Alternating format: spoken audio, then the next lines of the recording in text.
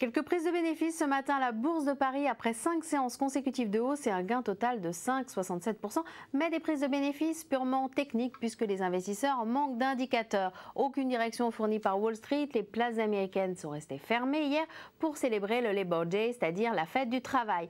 Par conséquent, aucune statistique publiée et d'ailleurs toute la semaine s'annonce très calme. Seule réelle actualité sur l'agenda, les plans de relance que Barack Obama est en train de présenter. Des plans qui devront encore être approuvés par le Congrès. Hier, il a dévoilé la partie dédiée aux infrastructures d'un montant de 50 milliards d'euros et dont l'objectif est notamment la création d'emplois. Et puis, dans la semaine, le président des États-Unis doit aussi annoncer 100 milliards de dollars d'allègements fiscaux destinés aux entreprises. Des mesures qui seront analysées avec soin par les investisseurs.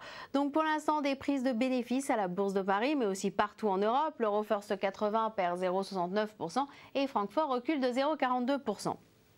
Et du côté des devises, le dollar semble vouloir se reprendre. L'euro est retombé autour de 1,28 $. Il est même passé sous ce seuil en matinée.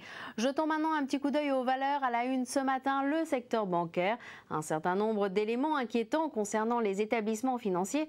Tout d'abord, selon une étude du Wall Street Journal, les dettes prises en compte lors des tests de résistance opérés sur les banques européennes auraient été sous-estimées et l'évaluation de leur exposition serait inférieure à la réalité. Autre point, l'entrée en vigueur des nouvelles règles de solvabilité des banques appelées Bâle 3 obligerait certaines banques, notamment allemandes, à renforcer leurs fonds propres, ce qui pourrait avoir un impact négatif sur l'octroi de crédit et le développement de l'économie et par ricochet sur leur rentabilité.